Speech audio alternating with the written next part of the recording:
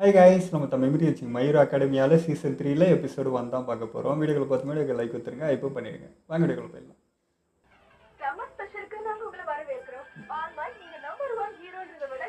அப்படியே இருக்காரு.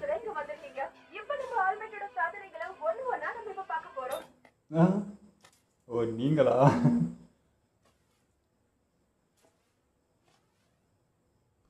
அந்த ஹீரோக்கு எல்லாரும் சரி, அந்த யூஏ ஹை ஸ்கூல் பசங்களும் சரி, என்னை ஏன் இப்படி கோபப்படுத்துறாங்க அப்படிங்கிற உண்மையை ஒரு வழியா நான் கண்டுபிடிச்சிட்டேன். அதுக்கு காரணம் அந்த ஆல்மைட் தான். அவனை விட்டா இந்த உலகத்தை காப்பாத்த யாரும் இல்லைங்கிற ஒரு பெருமிதத்தோட எப்ப பார்த்தாலும் சிரிச்சுக்கிட்டே இருப்பான். முக்கியமா இந்த உலகத்துல அவனை யாருமே தோக்கடிக்க முடியாதுங்கிற ஆணவம் அவன்கிட்ட இருக்கும். இசுகு மிடோரியா மிடில் ஸ்கூல் வரைக்குமே சக்தி இல்லாம இருந்தவன் திடீர்னு பவரை வளர்த்துக்க ஆரம்பிச்சான். இந்த வருஷம் ஏப்ரல்ல யூஏ ஹைல சேர்ந்ததுக்கு அப்புறம் யூஏ ஸ்போர்ட்ஸ் ஃபெஸ்டிவல்ல 8வது இடத்துக்கு வந்து அவன் யாருங்கிறத நிரூபிச்சான். அதுக்கப்புறம் அந்த ஹோசு சம்பவத்துல அவனும் அவனுடைய ஃப்ரெண்ட்ஸும் ஹீரோ கில்லரான ஸ்டெயினை எதிர்த்து போராடி ஜெயிச்சாங்க. அந்த நேரம் ஹீரோ கில்லர் அவனை உயிரோட விடணும்னு முடிவு பண்ணி அவனை உயிரோட விட்டாரு.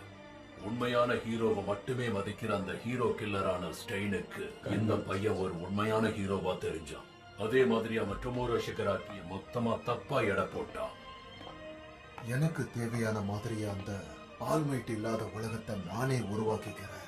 அதே மாதிரி அவங்க மதிக்கிற பாதுகாப்பும் தர்மமும் எவ்வளவு மெல்லிசானதுங்கிறத நிரூபிக்கிறேன். பார்க்கலாம்டா. யூஏ ஹைல முதல் செமஸ்டருக்கான எல்லா கிளாஸுமே முடிஞ்சது. அதோட சம்மர் வெக்கேஷனுமே ஆரம்பிச்சிருச்சு. அப்ப கூட நாங்க யாருமே என்ஜாய் பண்ணல.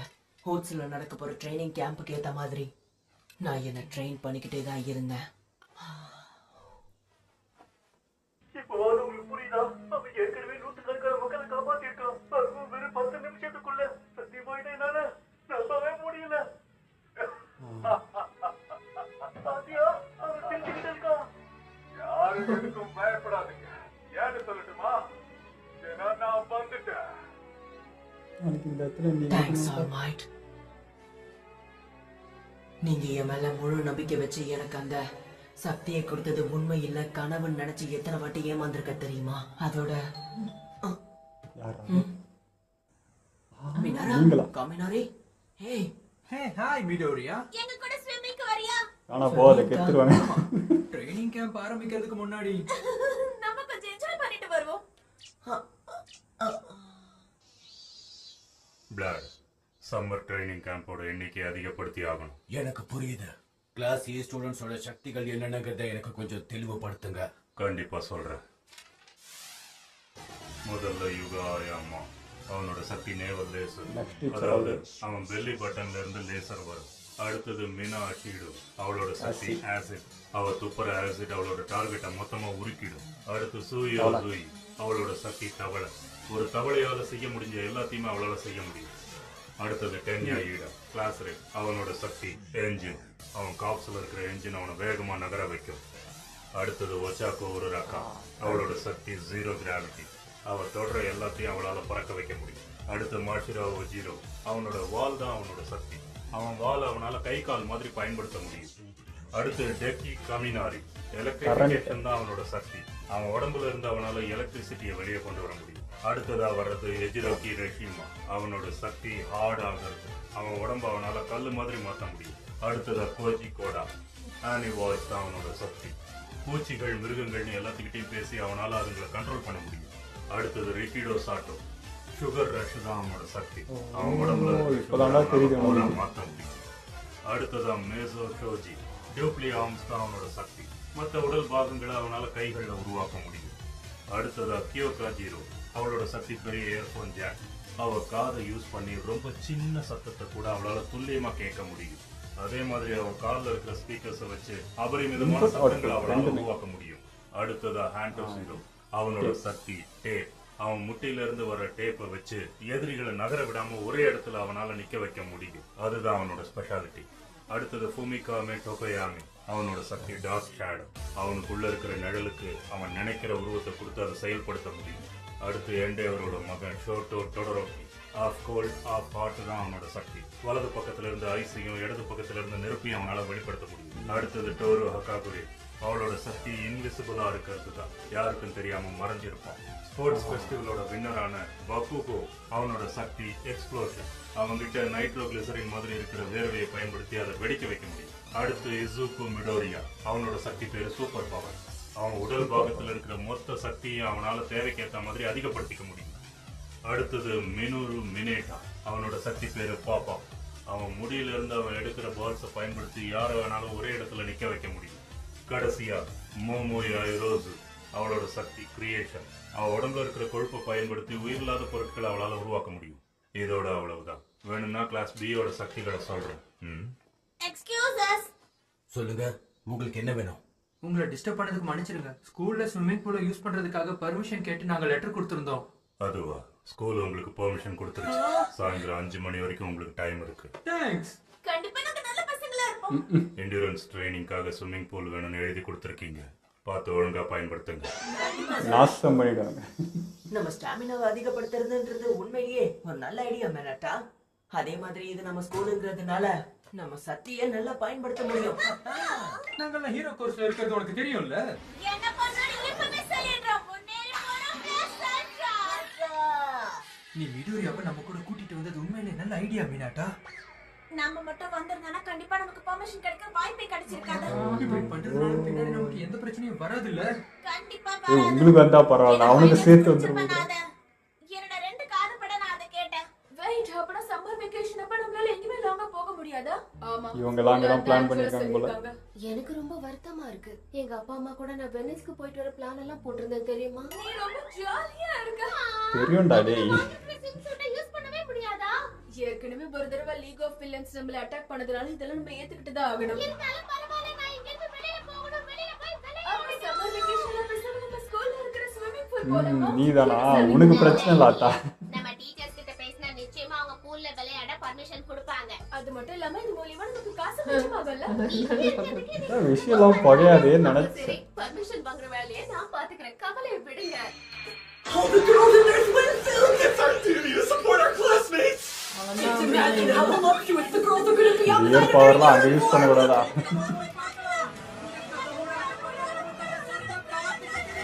இது ஊத்ததே குழந்தை மாதிரி. ரொம்ப லேட். ஓ மொத்த யூரன்ஸ் ட்ரைனிங் தானே பண்ண போறோம். அதான் இன்ட்ரெஸ்ட் இருக்க எல்லாரையும் வர சொல்லி நான் மெசேஜ் வேற மாயிடா நீ. நாசம் பண்ணிட்டோம். கவலைப்படாத கமினாரி, நம்ம கிளாஸ் கேர்ள்ஸ் எல்லாம் இங்க தான் பக்கத்துல எங்கயாவது இருப்பாங்க. என் கண்ணால இன்னைக்கு எல்லாத்தையும் அனுபவிக்க போறேன். அவங்க எல்லாரையும் இன்னைக்கு ஸ்விம் சூட்ல பார்க்க போறோம். ஓ ஹாய். நீங்களும் இங்க வருவீங்கன்னு நான் நினைச்சு பார்க்கல. ஒருத்தர் கூட பிக்னில வரல. எங்களோட பிளான் மொத்தமா நாசம் ஆயிடுச்சு. இந்த கெட்டப் கூட நல்லா தான் இருக்கு. உனக்கு தான் பொண்ணு நேரத்தினாலே போதுமே. கமினாரி, மினாட்டா, ரொம்ப காஞ்சி போயிரு. ஸ்கூல்ல என்டூரன்ஸ் ட்ரைனிங் கேட்ட உங்களுக்கு நான் எப்படி நன்றி சொல்றதுன்னே தெரியல. 2 பேரும் இங்க கொஞ்சம் வாங்கல. இப்படியே மச உட்கார்ந்துட்டு இருக்காங்க. வாங்க, ட்ரைனிங் ஆரம்பிக்கலாம் சீக்கிரம். ஃபர்ஸ்ட் அவன் பார்க்கும்போது ட்ரைனிங் நினைச்சு அப்புறம் தான் இவன் தெரியுது. இப்போ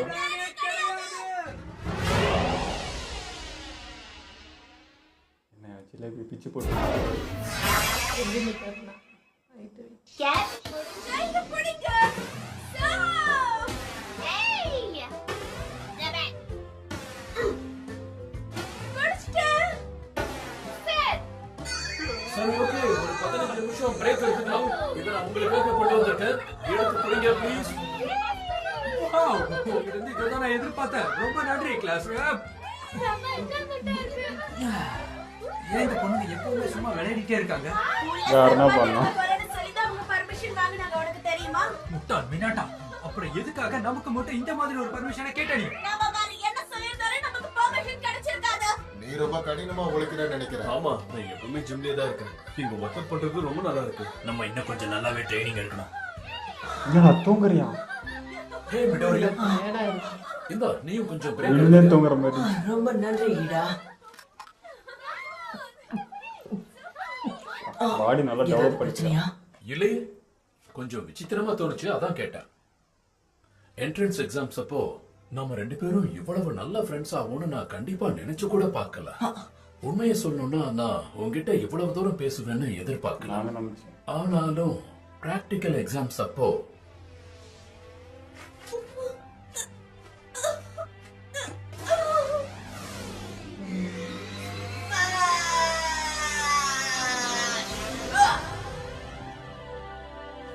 ஒரு அரைக்க பாஸ் பண்ண மாட்டான்னு தெரிஞ்சும் நீ அவளை காப்பாத்ததான் ரொம்ப குறியா இருந்த. தான் உயிரே போகும் தெரிஞ்சாலும் அதை கொஞ்சம் கூட பொருட்படுத்தாம மத்தவங்களை காப்பாத்தணும் அந்த கொள்கையோட தான் வேலை செய்யணும். அப்படி இருக்கிறதா உண்மையான ஹீரோவுடைய பண்பு. வெல்கம் நீ சாதிச்சிட்ட. இப்போ நீயும் இந்த ஹீரோ அகாடமில ஒரு பங்குதான். எனக்கு ரொம்ப சந்தோஷமா இருக்கு. ஏதாவது பண்ணி எவ்வளவு கஷ்டப்பட்டாலும் ஆல்மைட்டோட ஆல்மா மேட்டர்ல கலந்துக்கணும். என்னுடைய கனவு அப்பதான் நிறைவேறும். ஆனா ஃபிட்னஸ் டெஸ்ட்ல கடைசியா வரவங்க கண்டிப்பா இங்க இருந்து வெளியே போயிடுவாங்கன்னு சொன்ன உடனே என் கதை முடிஞ்சதுன்னு தான் நான் நினைச்சேன். அப்படி இருந்தும் நீ கொஞ்சம் கூட சோர்வடையவே இல்ல. காம்பேட் ட்ரைனிங் அப்பவும் நான் உன்னை பார்த்தேன்.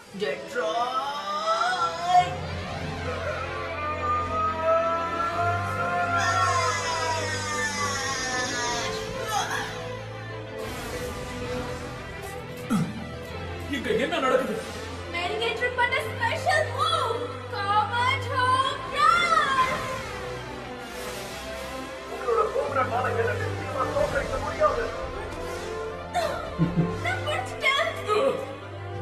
நான் ஜெயிப்பேன் அப்படிங்கிறது என் மனசுல ஒரு சந்தேகமா இருந்தது. உண்மை சொல்லணும்னா உன் பிளான் எல்லாமே ரொம்ப தெளிவா இருக்குது. ஒவ்வொரு டெஸ்டையும் பார்க்கும்போது உனக்குள்ள ஒரு வெறி இருக்கிறத தெரிஞ்சது. அதனாலதான் பாக்குவோம் நானும் ட்ரைனிங்ல உன் கூட தோத்து போனோம்னு தோணுது. ரொம்ப நன்றிடா. இன்னைக்கு நான் இங்க நிக்கிறதுக்கு எனக்கு நிறைய பேர் உதவி இருக்காங்க. அப்புறம் அதனாலதான் நான் நிறைய உழைக்கணும்னு முடிவு பண்ணிருக்கேன். கண்டிப்பா உழைக்கணும்.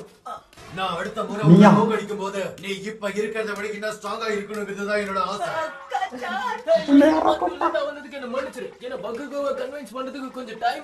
இவன் சொல்றது உண்மையாதான் இருக்கும் போல. நம்மள யாருக்கு எத்தனை டைப்பே பாத்துருவோமா? வேண்டாம், அதெல்லாம் வேண்டாமே. இன்னும் சொல்ல போனா இந்த ட்ரைனிங்க பேசாம ஒரு போட்டியா மாத்திடலாமே. ஹே, இங்க பாருங்க, யாரால 50 மீட்டர் வேகமா ஸ்விம் பண்ண முடியும்ங்கறதை இப்ப செக் பண்ணிடலாமா? சொல்லுங்க. கண்டிப்பா. கேட்கவே ஃபன்னா இருக்கு. நிச்சயமா பண்ணலாம். ஹீரா, நாங்களும் இதுல உங்களுக்கு ஹெல்ப் பண்றோம். தாராளமா எங்களோட பவர்ஸ் நாங்க பயன்படுத்தலாமா? நம்ம ஸ்கூல்ல தான இருக்கோம், சோ பிரச்சனை கிடையாது. ஆனா இங்க இருக்கிற பில்டிங்க்கும் இங்க இருக்கிற கிளாஸ்மேட்ஸ்க்கும் எந்த ஒரு பிரச்சனையும் உங்களால வரக்கூடாது. கண்டிப்பா நான் உன்னை தோக்கடிக்க போறேன் டேக்கோ. என்ன பாக்குற ஒன்னேதான் நிச்சயம் ஒன்னேதான் தோக்கடிப்பேன். எல்லாரும் கவனிங்க. On your marks, get set. டேய், நீச்சல் அடிக்கணும்டா. இது என்ன போங்குது போ. இதெல்லாம் சீட்டிங் தெரியுமா? நீச்சல் அடிக்கல. இதுக்கு பேர் தான் ஃப்ரீ ஸ்டைல் ஸ்விமிங். எல்லாரும் கவனிங்க. On your marks, get set.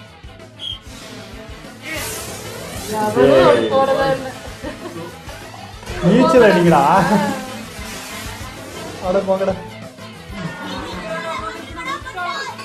அடுத்த set. On your marks, get set. நீங்களாவது என்ன போவாங்க.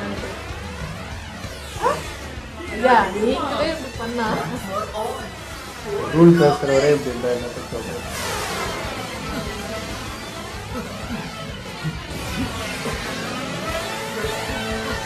இதனால பரவாயில்ல, அடி தண்ணிலையாவது வராது.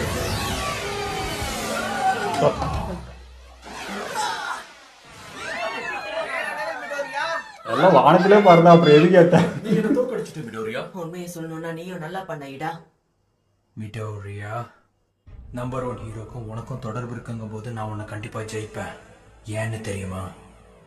ஏன்னா நான் உன்னை தோக்கடிக்கிறதுக்கு அதுதான் காரணம். நல்லா பாத்துக்கோ. எங்க அப்பாவோட பவர் இல்லாமலே என்னால இடத்துக்கு வர முடியும்.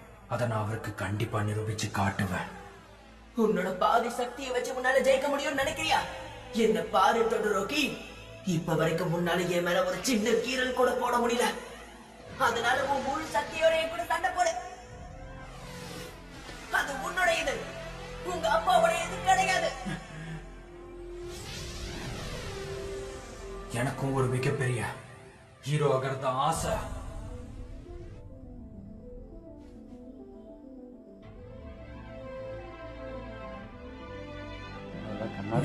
ஹீரோ கில்லர் ஸ்டெய்னா, நீ அட்டாக் பண்ணதுலயே ஒரு வீரமான தம்பியோட ஹீரோ தான் நான். திறமையான என் அண்ணனோட பேரை காப்பாத்த வந்தவன் தான் நான். இதுக்கு மேல அவரால் போராட முடியாதுங்கிறதுனால தான் நான் வந்திருக்கேன்.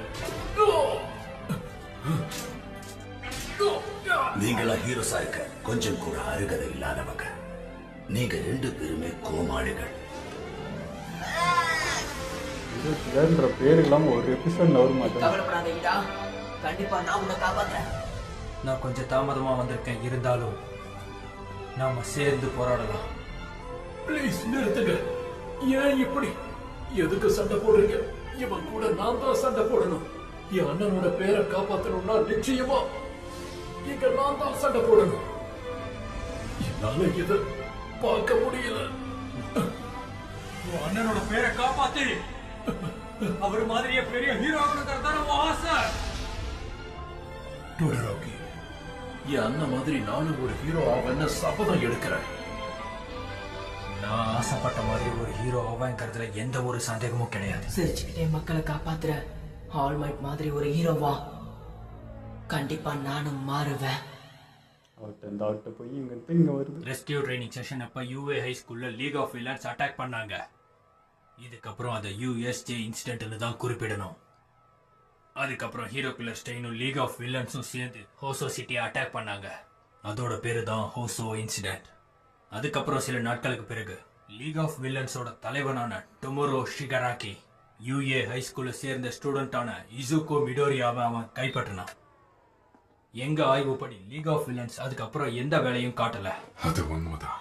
இப்ப அவங்க ஒளிஞ்சிருந்தாலும் கண்டிப்பா இன்னொரு முறை அட்டாக் பண்ணுவாங்க. அதுக்கு வாய்ப்புகளும் அதிகம். அந்த குரூப்பை பத்தி இன்னும் தகவல் சேகரிக்கணுங்கிறதுனால போலீஸ் ஹீரோஸோட சேர்ந்து வேலை பார்த்துக்கிட்டு இருக்காங்க. அவங்க எங்க இருக்காங்கன்ற தகவல் கிடைச்சதுக்கு அப்புறம் கண்டிப்பா அவங்க உதவி தேவைப்படும். ஆல் மைட், கண்டிப்பா நான் உங்களுக்கு உதவுவேன். சுகாவை வச்சு இறுதி போட்டிக்கான நேரம் வந்துருச்சு. பக்குகோ டோடரோகி மிடோரியா, போன சுற்றுல வின் பண்ண நீங்க தான் இறுதி சுற்றுல பங்கெடுக்கிறீங்க. புரிஞ்சிருச்சு. நான் சொல்றது 2 பேரும் கவனமா கேளுங்க. ஸ்போர்ட்ஸ் ஃபெஸ்டிவல்ல பண்ண மாதிரியே இந்த முறையை வேணும்னு பண்ணாதீங்க. உங்களால முடிஞ்ச அளவுக்கு போராடுங்க. கண்டிப்பா நான் போராடுவேன். பொண்ணைக்கு தான் சொல்றேன், ஒழுங்கா போட்டி போடு. கண்டிப்பா சண்டை போடுவேன், ப்ராமிஸ். 50 மீட்டருக்கான ஃப்ரீ ஸ்டைல் இறுதி ஆட்டம் இப்ப தொடங்க போகுது. நீங்க டேமேஜ் பண்ணாம போனா சரி.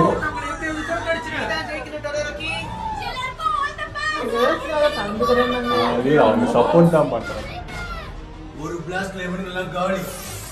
அவனுங்களை கடந்து எப்படியாவது போயிடணும். ஒரு பயன்படுத்தி என்னால ஜெயிக்க முடியும். என்ன நடத்துறீங்க? ஏன் அவங்க பவர்ஸை யூஸ் பண்ணல?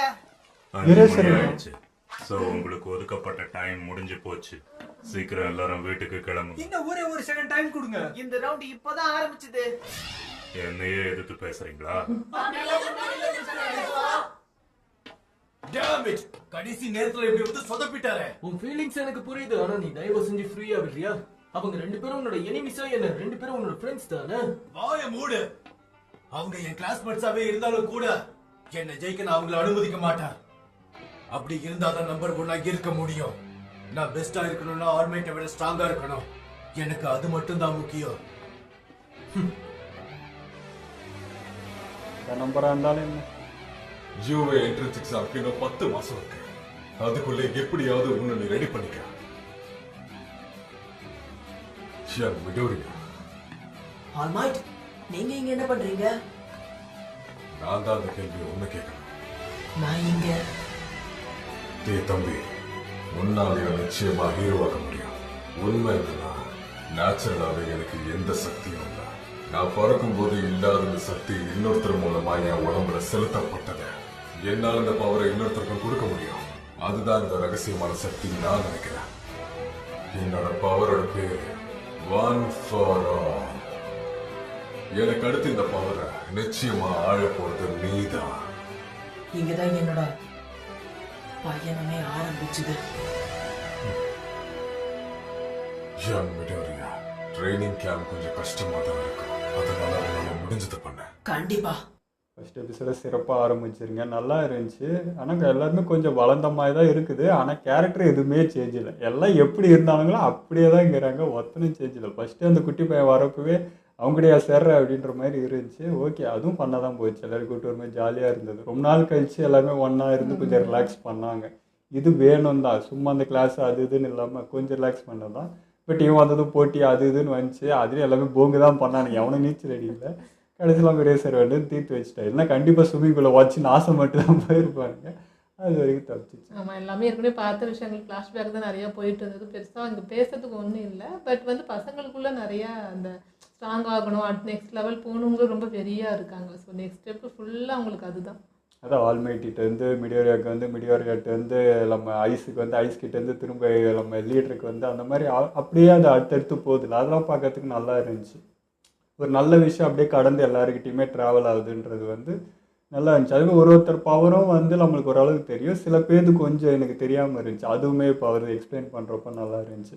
அதுவே ஒரு எபிசோடு கூட நம்ம என்ன சொல்ல ஹீரோ கில்லரை பற்றி மென்ஷன் பண்ணாமல் அந்த ஒரு சீனோ இல்லை ஒரு பேரோ அது இல்லாமல் ஒரு எபிசோட் நவரவே மாட்டேதில்ல. எவ்வளோ இம்பேக்ட் கொடுத்துட்டு போயிட்டான் அப்படின்ற மாதிரி அது ஒரு மாதிரி பிரமிப்பாக இருக்கு அவனு நினைக்க.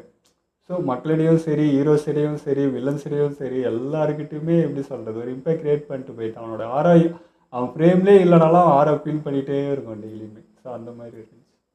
ஓகே, இதெல்லாம் மீடியம் முடிச்சுப்போம். மறக்காம ஷேர் பண்ணுங்கள், மறக்காமல் சப்ஸ்கிரைப் பண்ணிடுங்க.